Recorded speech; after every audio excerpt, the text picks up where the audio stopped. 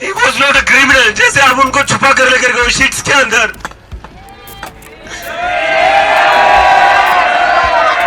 अगर आपको उनकी हेल्थ की इतनी चिंता थी, इज्जत से लेकर जाते उनको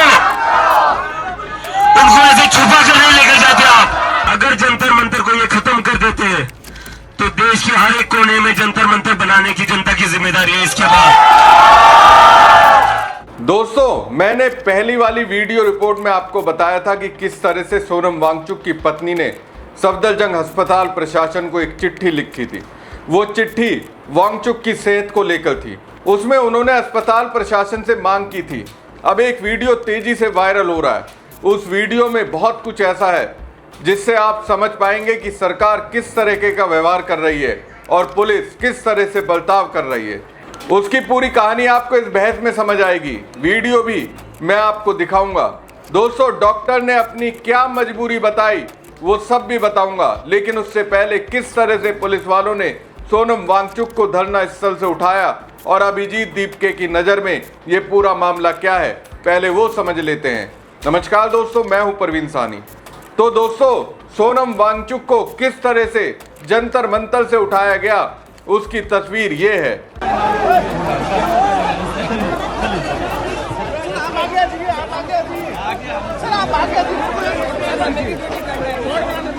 अभिजीत दीपके ने आरोप लगाया कि पुलिस वाले उन्हें गालियां देते हुए ले गए।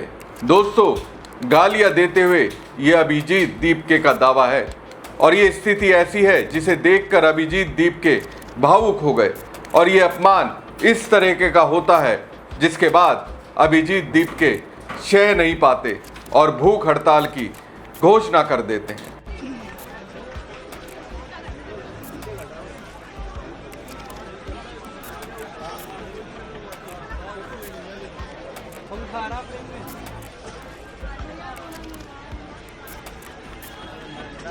मैडम क्या कर रही हो? नीचे करो आईडी। लपट जाएगा आईडी को निकाल के लपट जाएगा। क्या हो गया?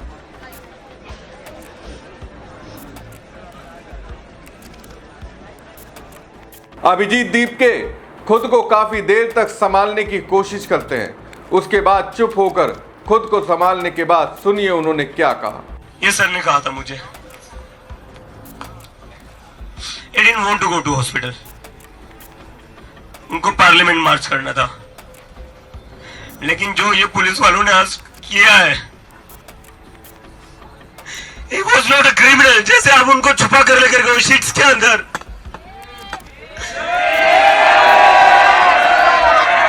अगर आपको उनकी हेल्थ की इतनी चिंता थी, इज्जत से लेकर जाते उनको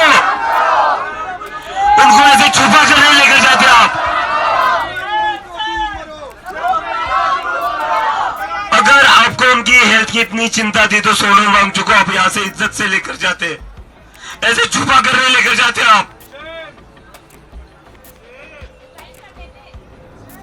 शर्म करो आप लोग थोड़ी। और अगर अभी सोनम सर के बाद में हंगर स्ट्राइक पर बैठ रहा हूं, लेकिन ये लोग इसको भी तोड़ने की कोशिश करेंगे। अगर ये लोग जंतर मंतर का प्रोटेस्ट तोड़ेंगे, जंतर मंतर को तोड़ेंगे, तो मैं सभी लोगों से अपील करता हूं, ये प्रोटेस्ट हम लोगों का, सिर्फ हम लोगों का नहीं था, ये तो हम सभी के लिए कर रहे थे। अगर जंतर मंतर को ये खत्म कर देते हैं तो देश के हर एक कोने में जंतर मंतर बनाने की जनता की जिम्मेदारी है इसके बाद। देश के हर स्टेट में, हर डिस्ट्रिक्ट में एक जंतर मंतर बना दो और वहां पर वैसे ही प्रोटेस्ट करना जैसे यहाँ पर 1 महीने से चला आ रहा था। वहां पर वैसे ही प्रोटेस्ट करना जैसे सोनम सर यहाँ पर खुद सफर करके 20 दिनों से बैठे हुए थे। और जिन जिन लोगों को लगता है कि वो इस प्रोटेस्ट को खत्म कर सकते हैं, हमारी आवाज दबा सकते हैं, उन लोगों को बता दो अब आवाज दबेगी नहीं हमारी। अभिजीत दीपके कह रहे हैं वो कोई अपराधी नहीं है, फिर उसे चादरों के पीछे छिपाकर क्यों घसीटते हुए ले जाया गया। वो अस्पताल नहीं जाना चाहते थे, वो तो संसद मार्च में शामिल होना चाहते थे, लेकिन पुलिस ने जो किया वो बिल्कुल गलत था। वो कोई अपराधी नहीं थे। जिस तरह उन्हें चादरों के पीछे छिपाकर ले जाया गया वो बेहद अपमानजनक था। अगर आपको सच में उनकी सेहत की इतनी चिंता थी तो उन्हें सम्मान के साथ अस्पताल ले जाना चाहिए था। देश के हर राज्य, हर जिले में एक एक जंतर मंतर बनाइए और वहां भी ठीक उसी तरह विरोध प्रदर्शन शुरू कीजिए जैसे पिछले 1 महीने से यहाँ चल रहा है। अभिजीत दीपके ने दिल्ली पुलिस पर सोनम वांगचुक का अपमान करने का आरोप लगाया। दोस्तों, बेसिक सा सवाल है कि बातचीत का कोई प्रयास क्यों नहीं किया गया? कम से कम 1-2 बार तो बातचीत का रास्ता खोला जाना चाहिए था।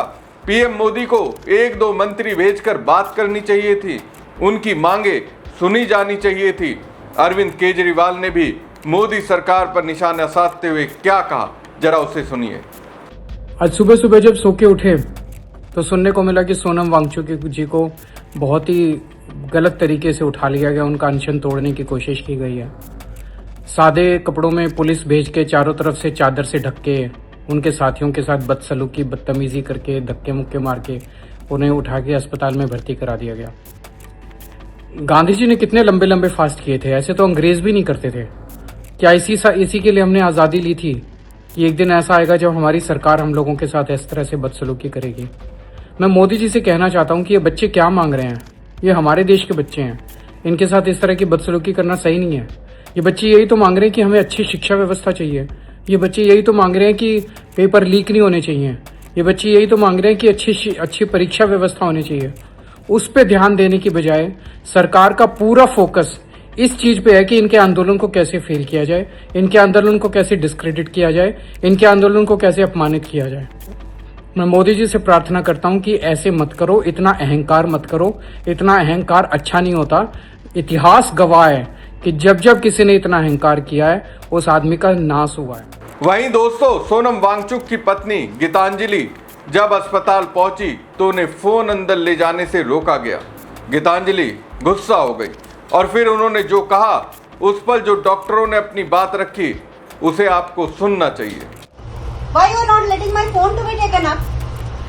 You understand, sir? Article 32 as a free individual. पहले आप ये समझिए, आई एम ए प्रोफेशनल, मैं मरीज का इलाज। So please be professional. बाकी जो चीजें हैं वो एडमिनिस्ट्रेशन की, उनमें This मेरा is a कोई fundamental right. आपका फोन यहाँ रखा जाएगा, मैं फोन नहीं रखने वाला नहीं हूँ, ना मैं रखूंगा, ना मेरा कोई इसमें मतलब है। ठीक है, पुलिस बाहर लगी है, ये मैंने नहीं लगाई। जो भी हुआ है, मेरा जो काम है इलाज I need physical तो आप उससे अगर copy उनके बारे में or बात I करेंगे, want मेडिकल digital. बारे में बात करेंगे, मैं कर सकता हूँ। बाकी चीजें I am not answer. Sir, you got him on medical grounds here, Yeah. right? There is nothing नहीं. else happening.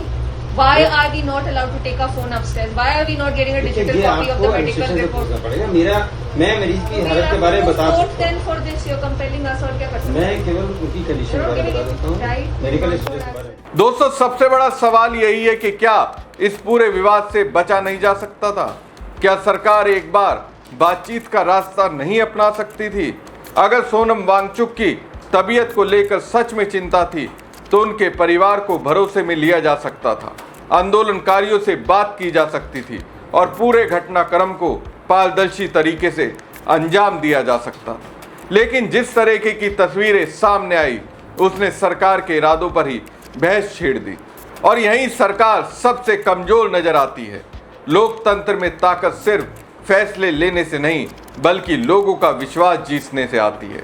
अगर किसी आंदोलनकारी की पत्नी को अपने ही पति से मिलने के लिए संघर्ष करना पड़े, अगर पूरे घटनाक्रम को लेकर सवाल ज्यादा और जवाब कम हो, तो फिर सरकार को खुद सामने आकर हर सवाल का जवाब देना चाहिए।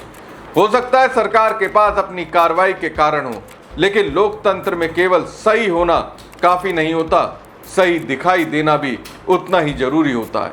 क्योंकि जब संवाद की जगह सन्नाटा, पारदर्शिता की जगह गोपनीयता और भरोसे की जगह संदेह दिखाई देने लगे, तो सवाल सिर्फ एक आंदोलन का नहीं रहता बल्कि सरकार के रवैये का बन जाता है। अब देखना होगा कि सरकार इन सवालों का जवाब देती है या नहीं, लेकिन इतना तय है कि सोनम वांगचुक को अस्पताल ले जाने की पूरी कार्रवाई, उनकी पत्नी के साथ हुए व्यवहार और पुलिस की भूमिका ने एक ऐसी बहस छेड़ दी है जो आने वाले दिनों तक राजनीति और लोकतंत्र दोनों के केंद्र में रहने वाली है।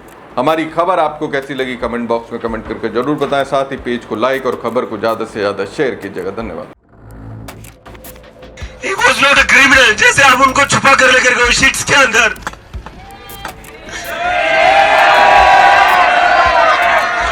को उनकी हेल्थ की इतनी चिंता थी, इज्जत से